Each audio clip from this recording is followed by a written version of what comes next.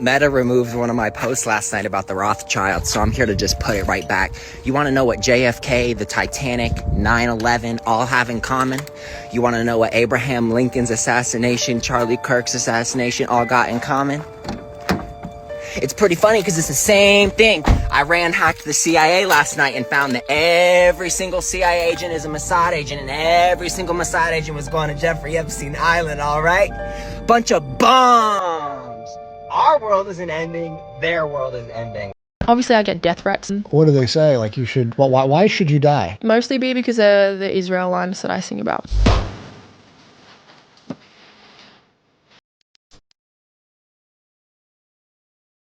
I said, Mr. Bibi, how do you sleep? Cleanse the country, kill the children.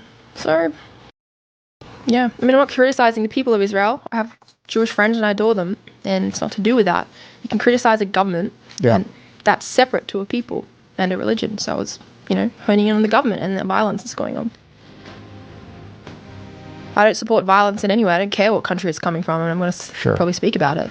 Yeah. Two belief systems can coexist. Absolutely. We're humans. We can think that way.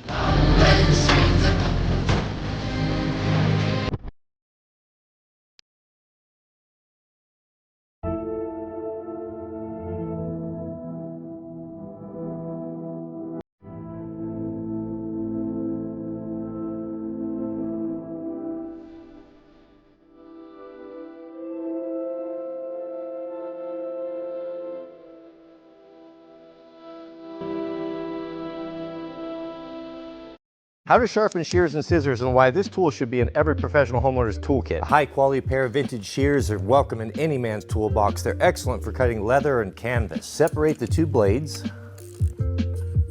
Use a little isopropyl alcohol to clean off the grease. For sharpening shears, I like to use a medium Arkansas stone, and we'll start by flattening the back. Hone the back until you have a shiny mark all the way around. Chalk your blade in the vise and bring the stone up to match this bevel. With the bevel hone, take your stone and knock the wire edge off. Adjust your tension on the bolt side. When you get it where you like it, lock down the nut. A good pair of shears like these can last multiple lifetimes. These belong to my granddad, and I'll be passing them on to my son. Actually captured real alien technology in Colombia, and it's all on video. You know those orb UFOs we've been seeing zipping around in faraway, blurry, shaky phone cam footage? Well, they caught one, or so they say, after it fell from the sky after getting shocked by a power line. Called the Boogosphere, observed by multiple witnesses and recovered by a group of amateurs near Buga, Colombia. And it was all caught on camera by two separate individuals, from it flying around before falling to the ground to them actually walking up to it, which honestly looks pretty convincing. They claimed the sphere was freezing cold to the touch when they first picked it up, and that one of them also got very sick for days after touching it. It weighed about 4.5 pounds when they first recovered it, but after taking it to a lab, it somehow weighed closer to 22 pounds, about 5 times heavier. It's engraved with all these crazy looking designs, symbols, and grooves that go all around it. On the front, there's a particular pattern that looks like a circuit board, surrounded by what appear to be characters in an unknown language. When using AI to translate it, it read, "The origin of birth through union and energy in the cycle of transformation, meeting point of unity, expansion, and consciousness, individual consciousness." Okay, take that with a grain of salt. Among the researchers in the independent lab that took it in for study was X-ray radiologist Jose Luis Velasquez, who performed a series of in-depth scans on it, and he found out just how impressive this object really is. The scans determined the sphere is made of 3 very dense layers, has a chip-like core on the inside with perfect internal symmetry, and has 18 tiny microspheres inside of it as well that happen to align with the circuit board pattern on the outside, which ufologists are claiming is what powers the device's anti-gravity, possibly a zero-point energy propulsion system. 32 dots align the grooves that surround the entire sphere, which appear to have been drilled out from the inside. Despite it having no signs of welding, joints, or seams anywhere along its surface, yet appears to be a completely homogeneous object, which is just impressive engineering by any means. It was also measured as emitting its own electromagnetic field, and its surface temperature was unusually variable, going up and down at all times. It also didn't didn't react to heat, neither scorching nor even getting hotter when they put a blowtorch to it. And when they poured water on it, it evaporated while staying completely cool to the touch. Rumors went around that Russia contacted the team in possession of the sphere with an offer to purchase it before it was sent to Mexican authorities, who allegedly now have possession of it and are studying it further. We do know for sure it's an artificial object, whether it be man-made or extraterrestrial made. And obviously the internet is in an uproar, absolutely insisting this is just another hoax. I just think it's funny that when we get blurry, shaky cam UFO videos, skeptics claim it's inconclusive and demand high quality footage. But whenever we do get tangible, conclusive, and up-close evidence like this, the same people call it fake. Which, hey, it very well might be, but man, I really hope it's not.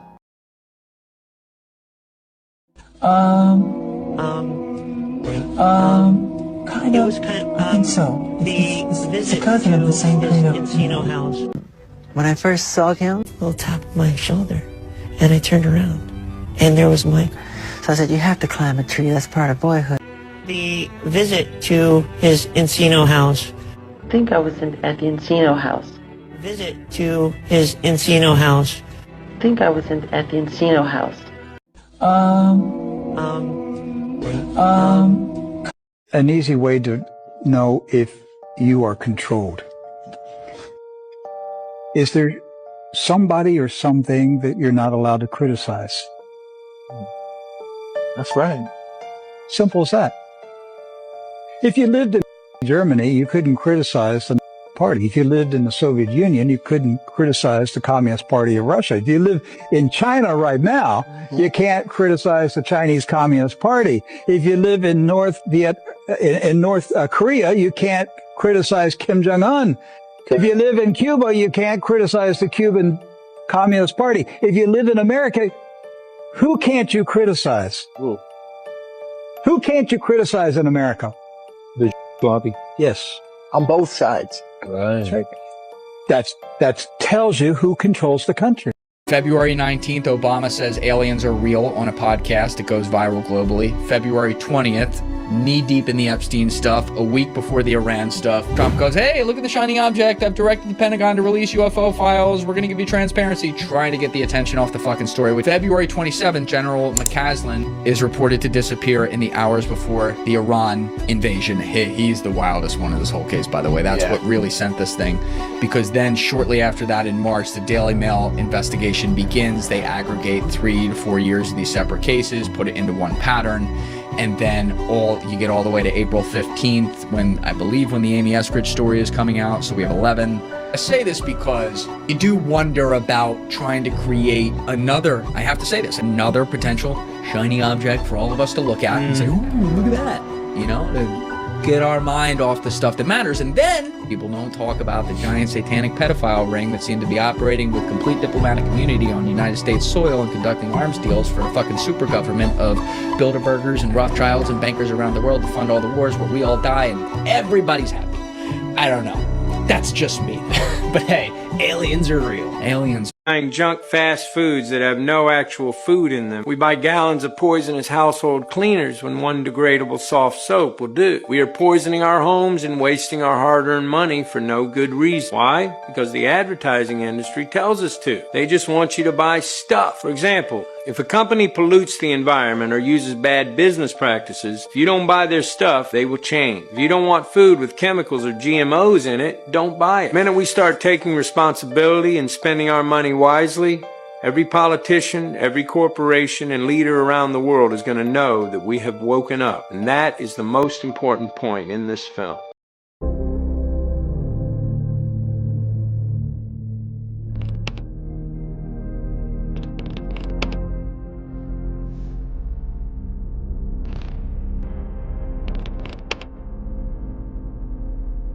It is the highest high.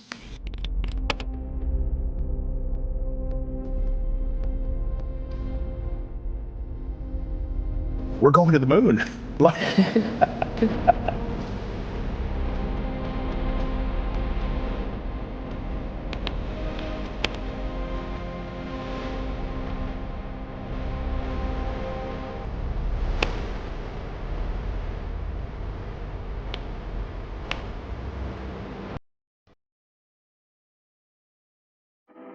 Epstein sends to Peter Thiel Brexit, just the beginning.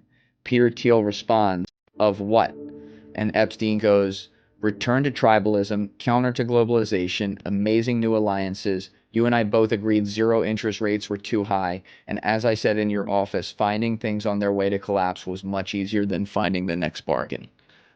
This is where the whole bankers profiteering off of war, and obviously Peter Thiel is not a banker. Jeffrey worked in finance for bankers and stuff, but like they're from the banker class, if you will. This is where I look at that and go, well, here you go.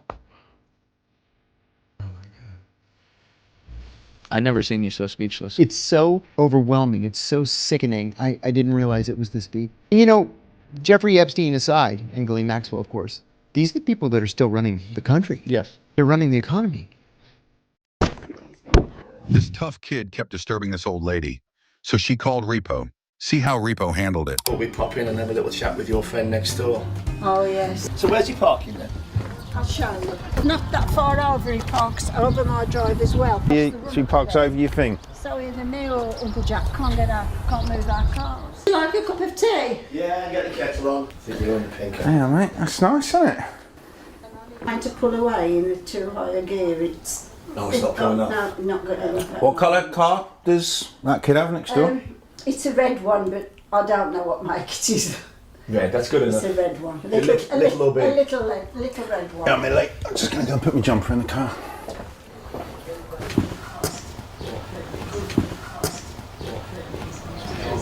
Hey, mate, what are you doing parking across here? What's it got to do with you? What do you mean it's got to do with me? Get to the garage, on with your car, Paulie. Now, sir, you parking over the drive?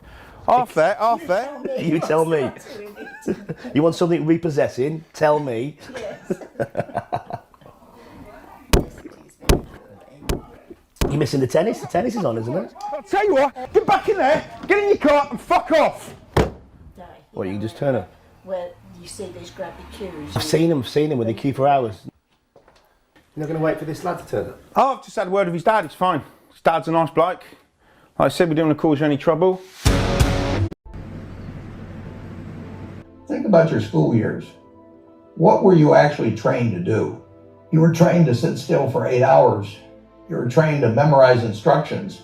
You were trained to raise your hand to ask for permission to speak or even to go to the bathroom. You were trained to fear failure. And above all, you were trained to complete tasks given to you by a superior authority. These are not the skills of an owner. These are the skills of a compliant worker. The school system was designed in the Prussian era to produce soldiers and factory workers. It was never designed to produce capitalists. One of the things that I learned from whistleblowers from the cabal itself is that they have to work within something they call the rules. And this is very, very important. Rules state that they have to tell us what they're doing. Therefore, if we allow it to happen, we have consented to tyranny, we have consented to enslavement. Now, if you get into the secret history of the cabal, Queen Elizabeth's royal astrologer, a man named John Dee, who is the prototype of the wizard with the long beard, the hat, and what he did was to rediscover through these ancient documents that were in the Vatican the technology of how to access what they consider to be spiritual beings that were useful to them, but what we would consider to be demonic or evil beings. These beings need to be accessed through a very complex set of rituals and ceremonies. You cannot just ask for them to show up. You have to follow very elaborate and specific protocol.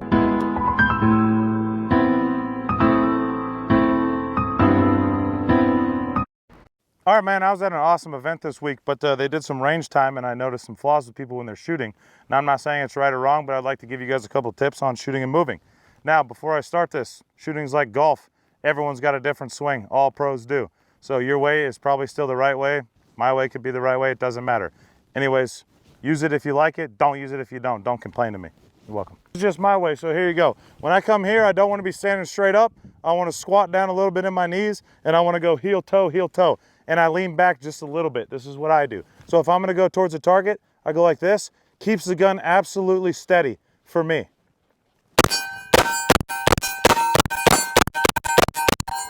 All right, moving left and right. You're never going to be in a situation where you need to move directly on a line this way and you're going to have to turn. Does not work, and then when you go this way, you're not going to be like this. Square up to the target, come at a 45-degree angle, and it's just shifting in your hips. Doing a little dancing. You're welcome for that. Your chick will like you later. 45. Next target. 45. You'll see. Shift, shift, shift. Shift, shift, shift, and walk. Heel toe, heel toe. Heel toe. All right, when going backwards, I'm not just walking like Elmer Fudd, okay? I'm gonna get a little bit of groove. God forbid a white boy's got some motion. Come in here, bend down, and heel toe, heel toe. Yeah, you like that? Back forward. You like? Backwards. Forwards. 1, 2, 3, 4, 5. Okay, backwards. 1, 2, 3, 4, 5. And you can keep walking backwards.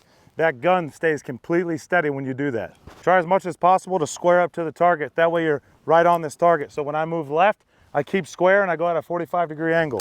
Here. Like that. No Elmer Fudd. All right, distance doesn't really matter, 50 yards plus, whatever. If you stay still and keep that dot on and you move heel toe, it's the same exact thing as being a little bit closer. So here you go. You just walk with it, okay? Heel toe. Twist, twist. 1, 2, 3. Twist, twist. 1, 2, 3. Ooh. It's just a dance, ladies and gentlemen. 1, 2, 3. 1, 2, 3. You can go backwards. You go backwards. Your chick's really gonna like that one. You're welcome.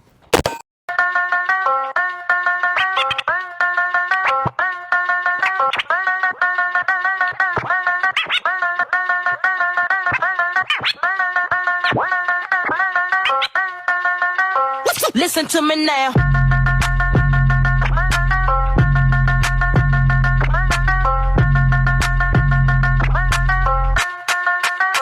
Listen to me now.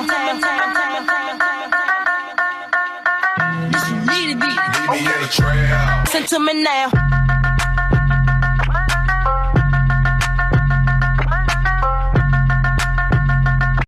You don't want an expensive gun, because if you ever had to use it to defend your life, it would end up in the police locker, and use a cheap gun.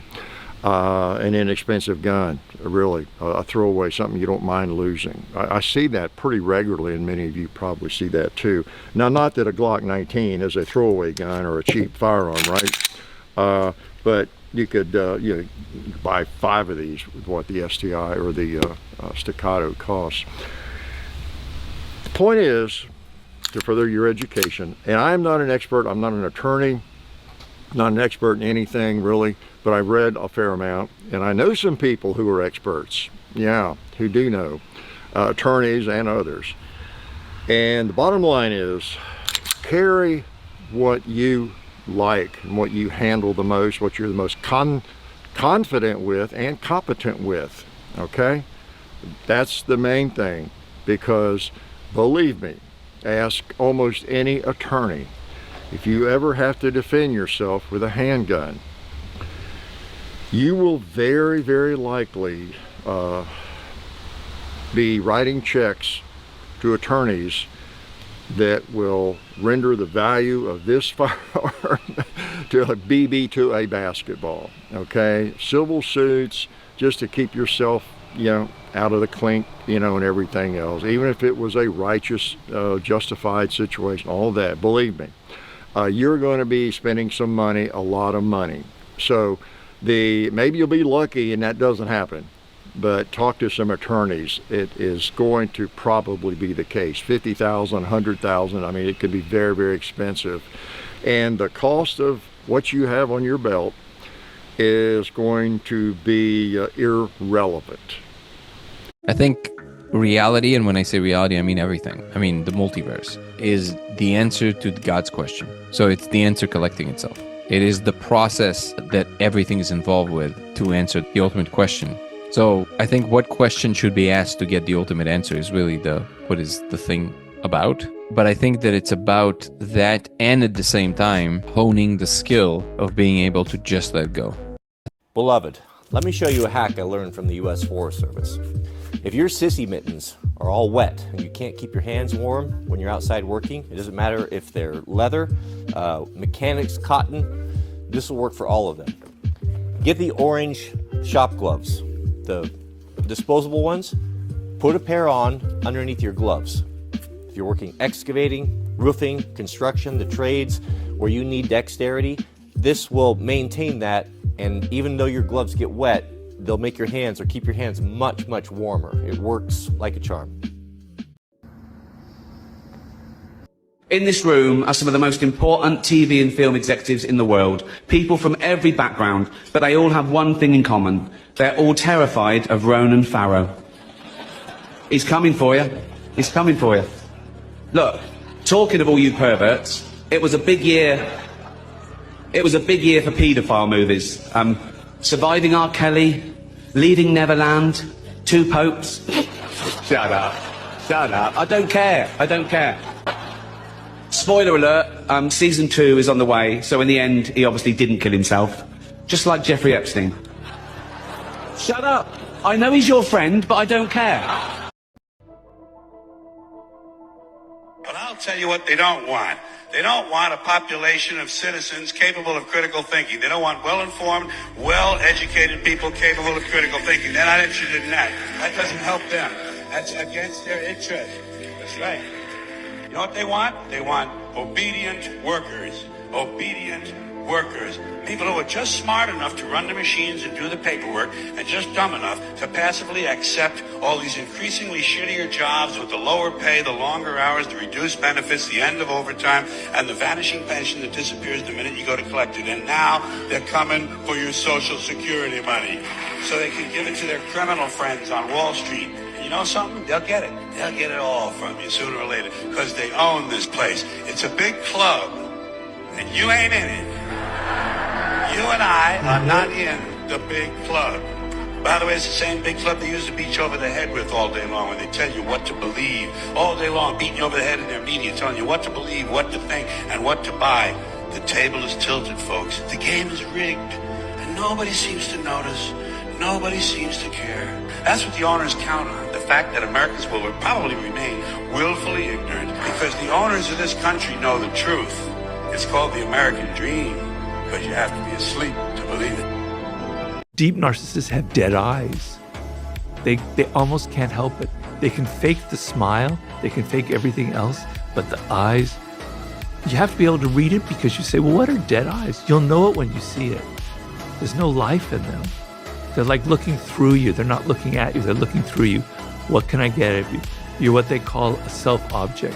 They're an object for you to use. And that's how they're looking at you, like they would look at a hammer or something. It took me hours to find this clip of original Kanye exposing how his mom and other celebrities' loved ones got supposedly sacrificed according to him. Mom ain't here. My mama was sacrificed. You understand? Yeah. Michael Jordan, what about him? His daddy, right? Bill Cosby, his son, right? Dr. Dre, his son. OG Kanye then explains why they got sacrificed. You know, out in Hollywood, a lot of people come up missing. Feels like it might be a lot of that in order to control, traumatize. They want to monetize and traumatize. I think in the end here, what I'm about to show you is where Kanye tries to tell us that they are attacking him behind the scenes when all of those things were going on. Let me know what you think. Hit me, Gap, Adidas, all that away. Still, Forbes, who hate me, right?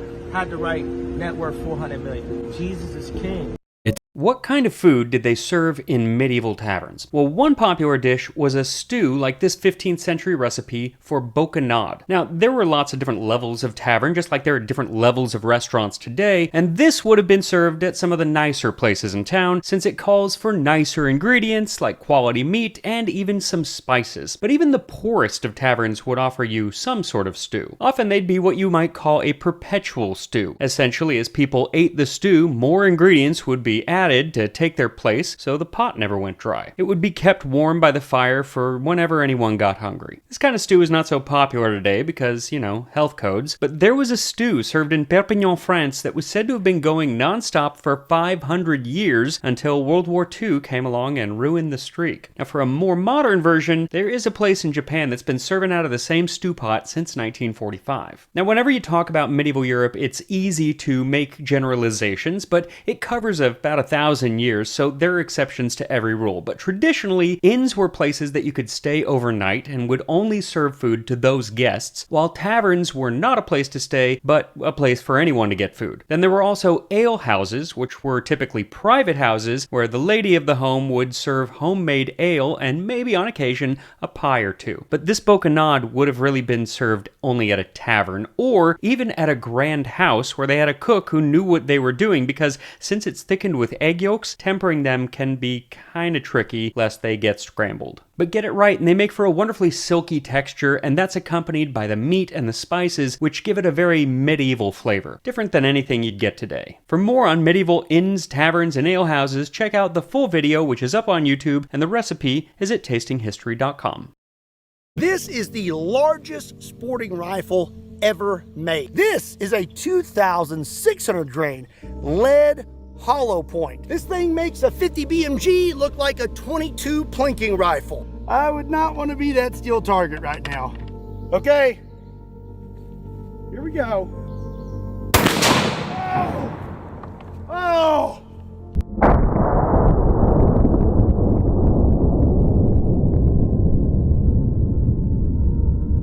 It doesn't look like there's much left of those zombie torsos. Also not much left of my shoulder. We have a giant hole right here, and I want to add, and then we have a pretty big hole out the back. Now here, we literally knocked this thing in half. I've never seen this happen before. I've seen some really big energy transfers. Yeah, that's just, there's just nothing left. Attention, some crazy creeps on an island somewhere are secretly running the world. Hey! Sorry, old chap, but you're proving quite the caterpillar in our buttermilk. Huh? We're shutting you down. Not a chance. No one can silence me but me. That arranged can be. What?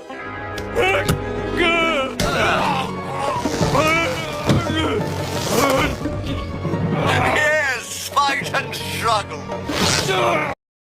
If you've ever been in the woods and you felt like you weren't alone all of a sudden, don't panic. Do this instead. One of the first things that people do when they get that feeling is they start to walk faster, because that's instinct. But instinct isn't always your ally. One of the best things you can do if you get that feeling is stop. Once you stop, stand still and breathe with your head up. Look around. You're not just listening for sound, you're looking for and listening for patterns of movement. Are there bird alarm sounds or movement? Are there crunches that crunch in the leaves as you're moving? Things that come out and stand out as patterns are something you should pay attention to. Next, check your wind and your surroundings. Predators and people both prefer advantage, downwind, elevated ground, behind you instead of in front. Now here's the important part. One of the best courses of action is to signal that you're aware. Get your head up, look around, be aware of your surroundings. And when you come to it, if there's a place that has a lot of mind clutter, where it's easy for something to hide, then stop and take a look at it. Make it obvious that you're aware, because most wildlife encounters end when they realize that you know that they're there. And quite frankly, the same is true for most human interactions as well. And lastly, don't run, because predators see that as instinctual behavior of prey and they'll come after you. And more importantly than that, become a predator yourself. Carry self-defense tools and know how to use them. You know, most of the time nothing's going to happen anyway, but awareness is the key to helping you do that. If you found this video to be helpful, share it with somebody you know they could use it, because the best classroom has no walls. No reactions, just clips. Like and subscribe. Seek the Truth TV. I'm out.